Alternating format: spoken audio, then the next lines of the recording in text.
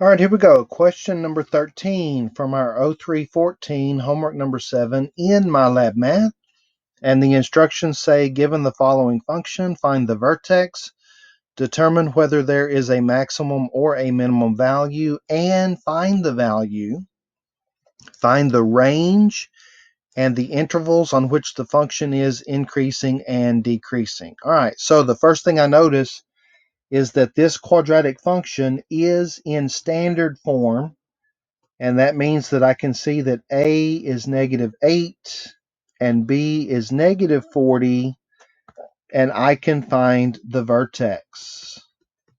So the vertex formula is -b over 2a, comma, f of -b over 2a, and then I can plug and play.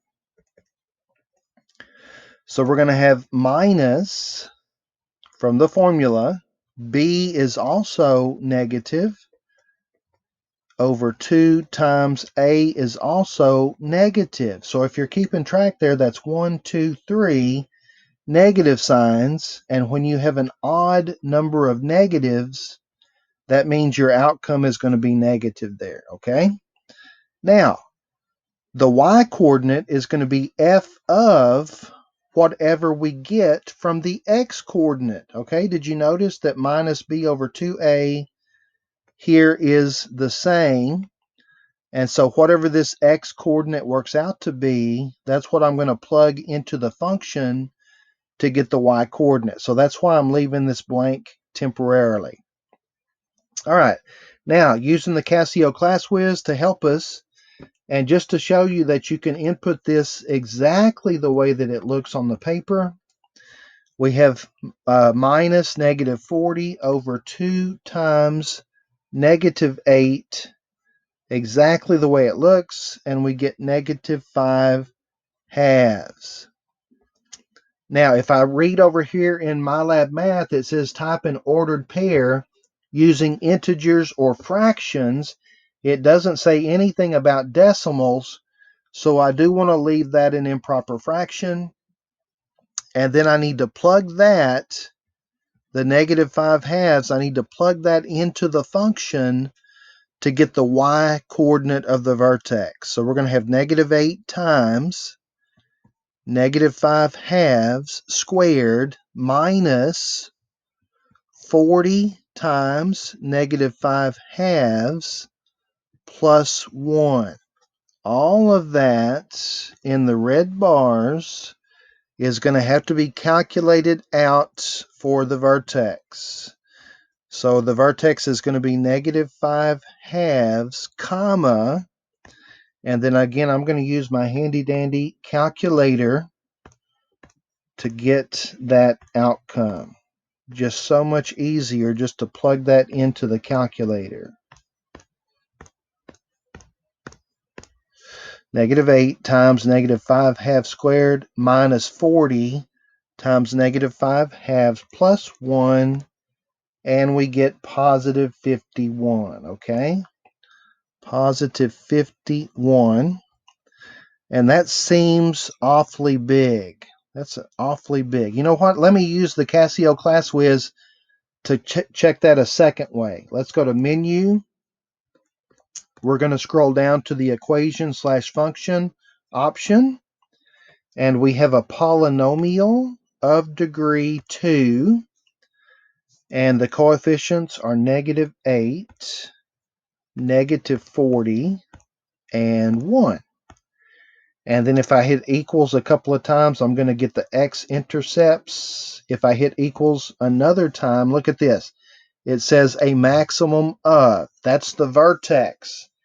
So the x-coordinate of the vertex is -5 over 2, and the y-coordinate of the vertex is 51. So the ClassWiz will actually give you the vertex there.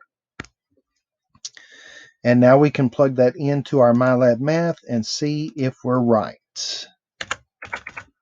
-5 over 2, 51. Bam. Okay, now what does it want? Determine whether the parabola has a maximum or a minimum. Did you notice when I was using the class whiz that it actually said the word max there? So I know that's a maximum because the calculator tells me, but I also know it's a maximum because A is negative, okay? Anytime that A is less than 0, that means that your parabola opens down, okay? It means you're going to have an upside down parabola, and if the parabola opens down, your vertex is going to be the highest point, and so that means it's going to be a maximum, and the maximum value is the y coordinate of the vertex. So the minimum or the maximum of the parabola, if it says what is it, maximum value of 51 is the answer. That's always the y coordinate of the vertex. Now for the range, remember the range are the values that y can be. And if we look at our parabola knowing that it's going to be upside down, the y values, remember the y's run up and down, this is going to go down to minus infinity, and it's going to max out at the vertex. So how high is the vertex? It's at a height of 51. So the range is going to be everything from negative infinity up to 51. So here we go, going from bottom to top. We have a parenthesis because an infinity always gets a parenthesis, comma, 51, and the 51 gets a bracket because it does actually touch at the vertex. It touches at 51, so that means 51 is included. The bracket means it's included. And if you're wondering where did I get the bracket from, it's on the keyboard. You just push the bracket button on the keyboard. Bam. The function is increasing on. Okay, so let's look at where this function is increasing.